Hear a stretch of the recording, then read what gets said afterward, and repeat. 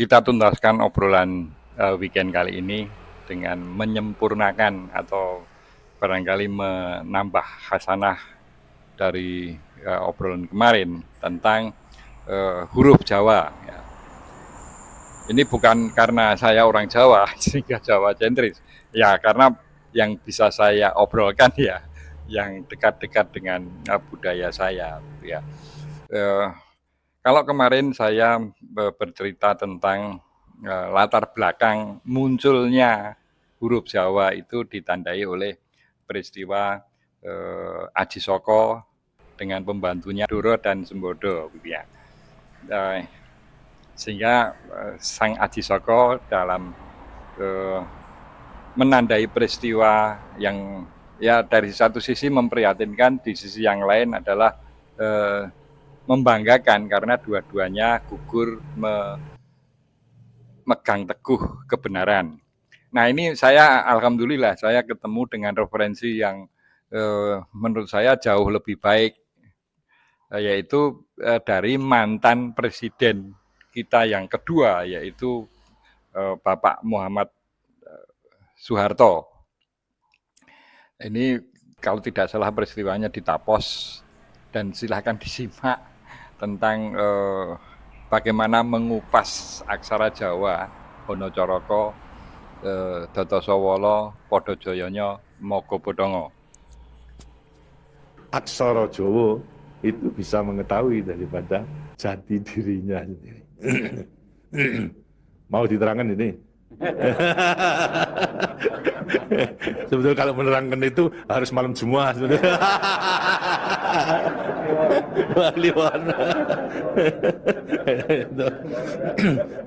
Dan itu namanya ilmu dari nenek moyang kita itu dalam rangka menjabarkan mengenai Pancasila, Eka Prasida Pancakarsa, sebetulnya falsafah daripada aksara Jawa itu. Kan daripada aksara Jawa ada 20 tuh, Hono Coroko, Doto Sawolo, Podo Joyonya, Mogo Bodongo, 20 itu.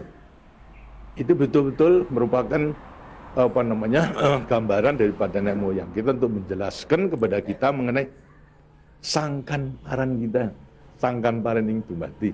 Dari mana kita akan kemana daripada kita itu. Nah, kemudian akan bisa mengetahui dirinya sendiri selama hidup di dunia. Disebutkan Hono Coroko. Ho itu daripada apa? Hono. Hono. Hono ada. No itu daripada apa? Dari wujud daripada Hono. Mulai daripada Gono, Legeno. Gono itu belum wujud, belum berbentuk. Legeno itu masih belum ada sandangan, masih wudo. Itu belum ada taling tarungnya dan sebagainya, masih belum sandangan. Terus Hono. Jadi manusia itu memang dilahirkan, diciptakan oleh Tuhan, mulai daripada Hono hurib. Huribnya siapa? Nur daripada Tuhan yang Maha Kuasa. Lantas diciptakan oleh manusia terdiri pada tanah, kemudian air, lantas ini hawa dan juga api. Apa itu? Ya daripada semua tumbuh-tumbuhan yang ada ini. Tumbuh-tumbuhan itu butuhkan dari tanah, butuhkan daripada air, butuhkan daripada matahari, itu pula daripada hawa. Daripada tanam-tanam dimakan daripada manusia, ada laki maupun perempuan, akhirnya menjadi cacat dari mani. Mani kemudian berkumpul suami istri, lahirlah, wujudlah daripada embrio tadi. Embrio itu masih legeno, masih gono. Itu mulai nonya itu, terus mulai daripada hurib, kemudian hubungan suami istri mulai timbul daripada gono masing legono. Legono. Kemudian lantas setelah itu tumbuh daripada embrio tersebut menjadi jabang bayi yang kemudian dilengkapi dengan soroko. Apa itu? Cipta rasa karsa. Itu soroko. Daya cipta, daya rasa dan karsa. Semua ada. Itu. Setelah itu kemudian lantas apa? Doto Sawolo. Itu apa? Manusia itu setelah diberikan panca indera, diberikan sandangan panca indera, cipta rasa karsa, juga diberikan sifat Tuhan. Sifat zat kang datan sawolo, datan salah. Sifat dari yang tidak salah itu hanya Tuhan. Ya, kalau manusia ini salah, tapi kalau Tuhan itu tidak salah. Oleh karena semua manusia diberikan sama. sifat daripada Tuhan yang tidak salah. Itu. Doto Sawolo, Datan Sawolo, tidak pernah salah sifat daripada Tuhan. Tapi sebagai manusia juga tidak diberikan itu. Diberikan sifat yang bertentangan dengan sifat baik itu, sifatnya Tuhan. Yang jelek. Kalau kita misalnya sabar, kan juga punya hati berangasan. Ya. Nah, kemudian lantas kita jujur. Tempo-tempo juga penipu. Ya. Semuanya diberikan sifat itu, sifat yang bertentangan dengan zat kang datan sawolo. Sama kekuatannya. Podo joyonya. Dua sifat bertentangan yang sama kekuatannya. Sama kekuatannya. Ada pada kita itu kalau kita mengenali. Itu. Tinggal sekarang manusianya sendiri. Itu. Ini. Manusianya sendiri setelah mengetahui diberikan dua sifat yang bertentangan, yang sama kekuatannya, akan diapakan ini? Itu. Lantas sekarang Dodo Solo, Podo Joyo, Mogo Bodong. Mo itu sukmo, go itu satu. Itu, Mogo Bo, badan. Jadi selama sukmo masih satu dengan badan, sukmo masih manunggal di badan, manusia hidup.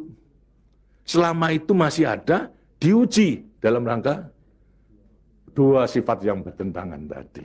Itu. Yang Podo Joyo tadi. Itu. Lantas, tapi kalau kemudian lantas sukmo sudah pisah dengan badan, itu lantas apa? Badannya tinggal, jadi apa? Badan. Nah, tinggal pertanyaannya, sukmonya mau kemana?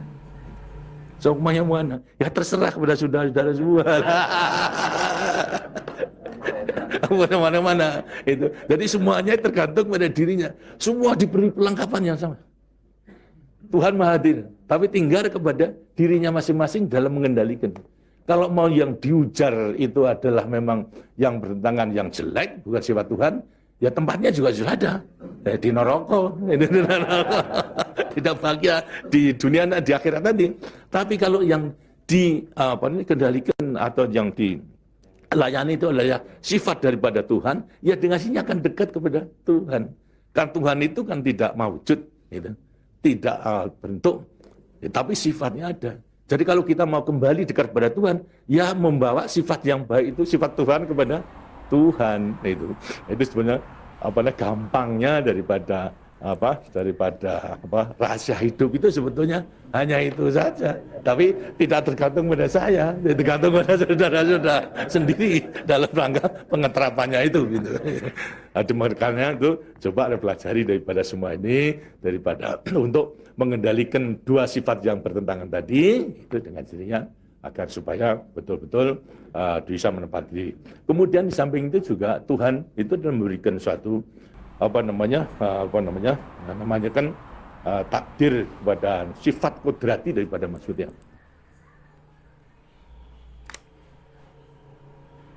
Nah itu paparan dari Pak Harto tentang filosofi huruf budaya Jawa yang ditarik dalam perspektif individual, bagaimana sangkan paraning dumadi dari tidak ada kemudian berkiprah di dunia kehidupan karena manusia dibekali cipta rasa karsa, sehingga kemudian perjalanan itu dilanjutkan ke paraning dumadi, dari sangkan paraning dumadi itu dari dan menuju ke, kurang lebih semacam itu, yaitu pada Tuhan yang Maha Esa.